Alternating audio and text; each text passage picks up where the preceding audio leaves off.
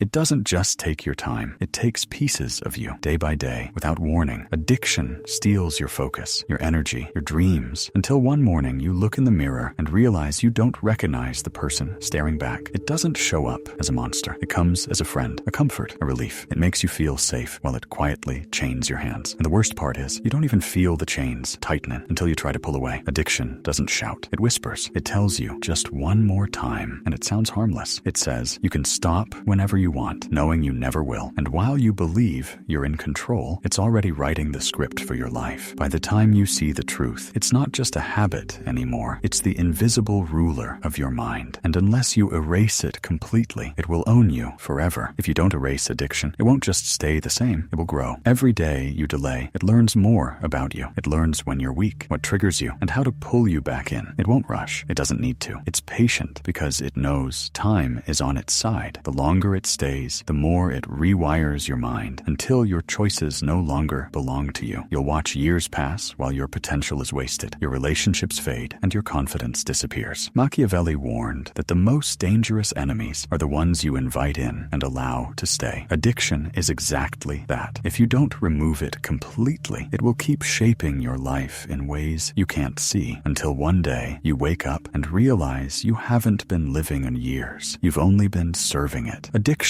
isn't just a bad habit. It's a quiet takeover of your mind. It doesn't force you like a loud tyrant. It rules you like a clever ruler who never shows his face. It hides behind your own thoughts, making you believe the choices are yours when they're not. You think you're reaching for the drink, the smoke, the phone, or the pill because you want to. But in truth, the decision was planted long before you acted. This is how addiction steals power. It works by using your natural needs against you. Your need for comfort, reward, and escape. It watches you, learning exactly when you're tired, lonely, or stressed, then whispers the perfect excuse at the perfect moment. The more you listen, the more you train your brain to obey without question. Soon, your energy isn't spent building your future. It's spent feeding the cycle. Machiavelli understood that the most dangerous control is invisible. A ruler who doesn't have to fight to keep his power will never be overthrown. Addiction uses this same strategy. It doesn't confront you directly. It doesn't demand obedience. It makes obedience feel natural. And while you go about your daily life thinking you're free, it's pulling strings behind the scenes. The scariest part is how normal it feels. You don't notice your focus shrinking, your willpower fading, your self-respect quietly eroding. You still go to work, see friends, and laugh at jokes, but underneath, you've given away control. You're no longer deciding how your time, attention, and energy are spent. The addiction decides for you. And as long as that remains true, every victory you think you've won is only temporary. The first step to breaking this is not willpower, it's clarity. You have to see addiction for what it really is, a power structure inside your own mind. Until you understand that it's not just about what you do, but about who's in control when you do it, you'll keep fighting the wrong battle. And in any war, if you fight the wrong enemy, you lose before you've even started. The first weapon against addiction is to stop treating every urge like a command. Most people feel a craving and instantly believe they must act on it. That is the leash addiction uses to pull you back in. Instead of reacting, step back and watch the craving like it's happening to someone else. Name it, study it. Ask yourself, when did it appear? What triggered it? The moment you turn curiosity toward your craving, you've already broken its rhythm. It's no longer in control. You are. A craving is just a wave. It rises, it peaks, it falls. Emotional detachment lets you ride that wave without drowning in it. To erase addiction, you must become a quiet detective of your own life. Watch yourself with the same precision a hunter watches his prey. Note exactly when the urge appears, who you're around, what time of day it is, what thoughts run through your mind. Most people think addiction strikes randomly, but it's rarely random. It follows patterns. Once you see the pattern, you can prepare for it. You can block the situations that trigger it, or change your routine so the craving never arrives. This is how you stop being surprised by it. You can't fight what you can't see, and surgical observation makes the invisible visible. Addiction doesn't survive thrive in every environment. It thrives where access is easy, triggers are everywhere, and people around you normalize the behavior. The fastest way to weaken addiction is to remove its food source. Clear your space of anything that connects to your habit. Cut ties, temporarily or permanently, with people who pull you back into it. Change your surroundings so the old cues no longer exist. This isn't about willpower, it's about making relapse inconvenient. When addiction has to work harder to reach you, it often dies before it arrives. The mind hates a vacuum. If you remove an addictive habit and leave nothing in its place, the craving will search for a way back. You have to replace it with something that competes for the same reward, but in a way that builds you instead of breaking you. If addiction gave you escape, find an activity that gives you focus. If it gave you pleasure, replace it with something that gives deeper satisfaction. The key is not distraction, but competition. You're not running away from addiction. You're out competing it. Addiction often survives because people wait for outside help, approval, or motivation. But true freedom comes when you no longer depend on anyone to keep you clean. You set your own standards. You create your own rules. You validate your own progress. When you reach the point where you don't need praise, reminders, or recognition, you become untouchable. The old habit can try to come back, but it will find no weakness to grab onto. Self-reliance is the final wall between you and the addiction, and when it's solid, nothing can break through. Your mind is always talking. In addiction, that voice becomes the enemy's messenger, giving you excuses to give in. You have to take back that conversation. When the thought comes, just once won't hurt. You answer it instantly with the truth. That's what it said last time, and last time became months. You don't debate. You don't reason. You shut the door and move on. Self-talk is not harmless background noise. It's either your shield or your weakness. Control it, and you control the battle. Cravings want speed. They want you to act before you think. Your weapon is delay. The moment you feel the pull, go silent in your actions and in your mind. Don't react. Don't reach. Don't move toward the habit. Wait. A craving loses strength in minutes if you don't feed it. Make the urge sit in silence until it fades. This turns the addiction's greatest strength, urgency, into nothing. Every craving is energy looking for an outlet. If you try to crush it, it fights harder. If you redirect it, you win. When you feel restless or stressed, the fuel of most addictions, channel it into something physical or creative. Run, write, build, clean. Your brain still gets the sense of movement and release it's looking for, but without feeding the habit. Over time, it learns to look for these new outlets first. Addiction loves to work through people who don't want you to change, even if they don't mean harm. They test you, offer just one, or pull you back into old routines. Never announce your plans to them. Never explain your limits. Move in silence. If they don't know your strategy, they can't attack it. Relapse often comes after an emotional storm. Anger, sadness, loneliness. Most people try to feel better fast, and addiction is waiting with an easy fix. Instead, slow down. Sit with the emotion. Let it pass before you act. Decisions made in calm are strong. Decisions made in chaos are traps. The smartest move is to let others think you're still the same. If they believe you're vulnerable, they'll drop their guard, and the addiction's pathways to you will stay closed. Show just enough progress to seem fine, but keep your real strength hidden. That's how you protect your victory until it's permanent. Addiction doesn't live alone. It hides inside relationships with people, places, and situations that feed it. Sometimes it's the friend who just wants to have fun. Sometimes it's the partner who says they'll support you, but keeps the triggers close. And sometimes it's the environment itself, the bar, the group chat, the corner store that knows your order by heart. These are the supply lines that keep addiction alive. To erase it, you have to treat these connections like open doors in a fortress. If you leave them unlocked, the enemy will walk right back in. That means setting silent boundaries. You don't need to argue, explain, or warn people. You simply stop giving them access to you in ways that threaten your progress. You disappear from the places that pull you backward. The key is not confrontation, it's control. You choose who and what stays in your life. You remove what doesn't serve you without debate. And as these doors close, addiction begins to starve. Without allies, without openings, it can't reach you. And for the first time, the silence around you becomes protection, not isolation. There comes a point when addiction no longer feels like a fight because it no longer has a way in. You've cut the supply lines. You've removed the triggers. You've built walls so high and strong that the old habits can't even see you anymore. This is when you stop living in defense and start living in control. You no longer waste energy resisting urges because they don't arrive. You don't explain yourself to anyone because no one's opinion has power over you. You You move through life, choosing where your time, attention, and energy go, and nothing takes them without your permission. This is the point Machiavelli would call true rule, when you don't need force because your position is so secure that no one dares challenge it. You've erased addiction, not just from your actions, but from your identity. You are no longer trying to quit. You are a person addiction cannot attach to, and that's the kind of freedom no one can give you, and no one can take away. You've seen what addiction really is. Not a habit, but a ruler that lives in your mind, and you've seen how to erase it. The question now is simple. Will you act, or will you let it keep writing the story of your life? Machiavelli said, "The one who controls the present controls the future." Right now, you hold the present in your hands. One move can change everything. Erase the system, cut the lines, take back control. The world doesn't need to see you fight. It will see you free, and freedom is the one thing addiction cannot survive.